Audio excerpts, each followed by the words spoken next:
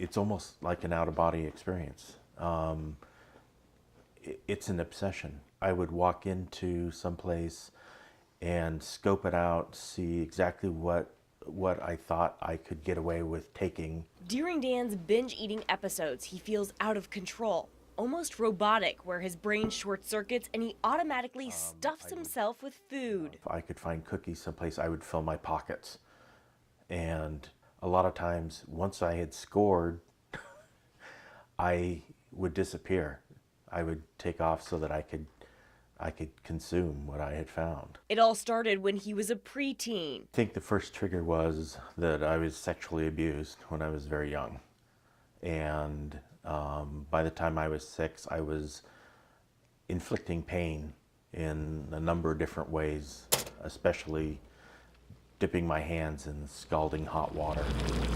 By the time he was 9 years old, he transferred from inflicting physical pain to restricting and binging on food. I would not eat at all day long. And then by the time I got home from school, I would eat everything in sight. Meanwhile, the real trouble started when Dan graduated from high school. He couldn't stop eating once a binge eating episode has begun. My mind races, my body gets very tense. It's almost like becoming an automaton. My mind goes from racing to almost blank because it becomes automatic that I'm eating. As a teen, he suffered from depression, anxiety, OCD, and ADD. When Dan's eating disorder comes over him, he feels possessed, and he'd cruise through fast food drive-thrus, consuming thousands of calories. I would usually start with 6 tacos and a drink. I'd get a large drink at my first stop. And then it was usually 3 or 4 burgers with fries.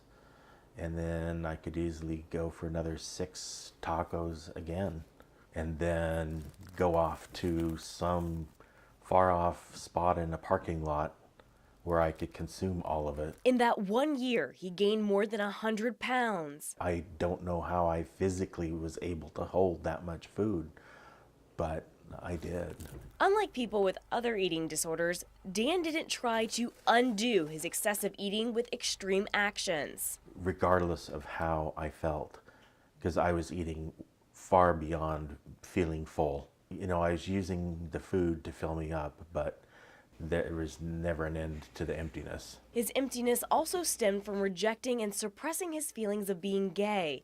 Dan's binges were a daily occurrence, sometimes multiple times a day. Yet now he binges about twice a week. Something sweet, and then I need something salty, and then I'll go back to sweet, and then I go to salty. At 52 years old, doctors say he has a body of an 80-year-old man.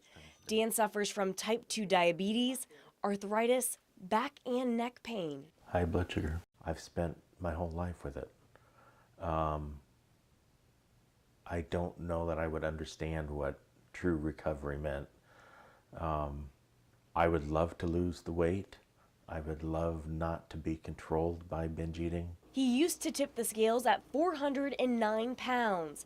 Dan has been in treatment for the last 6 years. He's hopeful but realistic about living with his binge eating disorder. I don't think I will ever be fully recovered from this.